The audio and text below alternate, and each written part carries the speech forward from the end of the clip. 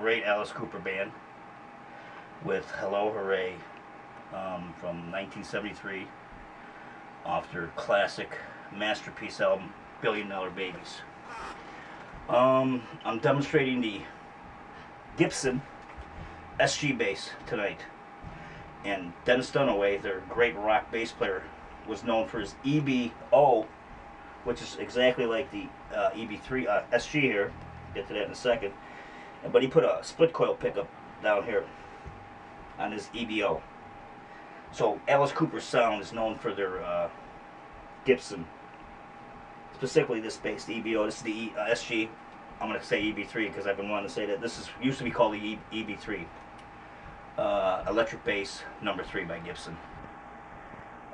This bass originally came out under EB3 in 1961 to 79. It was, as you can see, it's got that classic look.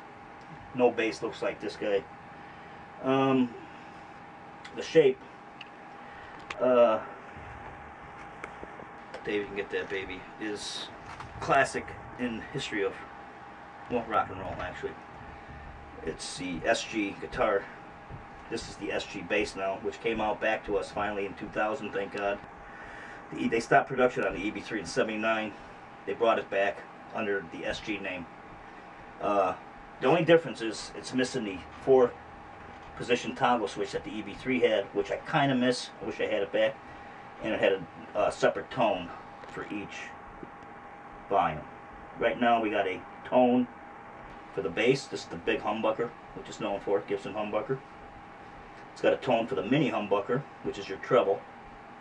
And this is the overall tone. This is a volume, I mean. This is volume for the humbucker, mini. Volume for humbucker up here. Overall tone. Right now this bass I had it on 9 or 8.5 on the bridge pickup. And about 4.5 on the bass pickup, giving a little more bite to it. Okay, so you got the classic Gibson bridge down here. Dave, you can get that. Humbucker, of course. Now, it's a short scale bass, 30 inches from here to the nut. Short scale. Gibson came out with the first short scale bass, actually, I think it was the EB1. That's right, it looked like the Hofner bass. I think Hofner copied that design. Gibson came out with that in '53. Short scale. So this is a short scale bass. The tone is awesome. You get that. You get the vibrato. You can notice that vibrato on these. On the short scales, you can't really get that with long scale. That's an advantage actually with a short scale. Is the vibrato you can get. Mahogany body, Gibson, of course, and their gorgeous mahoganies. Front and back, glued on neck. All Gibsons are glued on necks. Every Gibson glued on. Totally mahogany bass, so it's very light, very comfortable, and it's got a rosewood fretboard.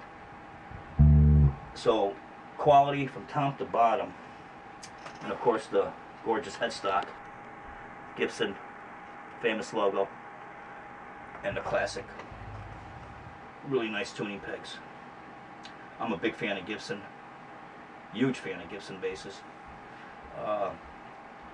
This bass in particular, I had one back in the 70s. That's why this one is special for me.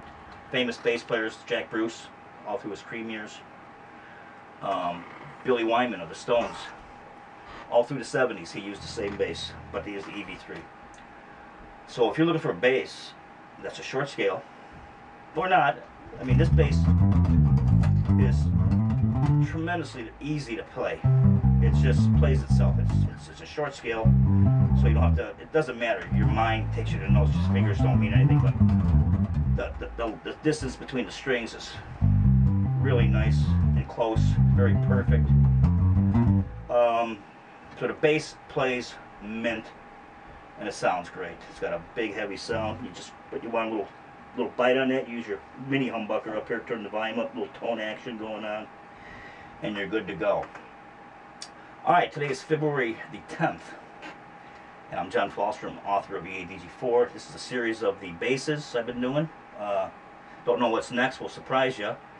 But again, that was Hello Goodbye. Let me mention who wrote that, if I can find it.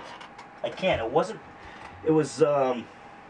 obviously someone, it wasn't written by Alice Cooper or anyone in his band, it was someone outside of it, but we'll give him credit for that. And the Coop had the big hit with it in '73. It was the opening cut of $1 Billion Babies, and that was an A minor for anyone who wants to know. All right, John Falstrom here signing off at Melody Mart, the old studio, 35 minutes south of the Loop and the mighty Soldier Field. Dave would get disappointed if I didn't say that.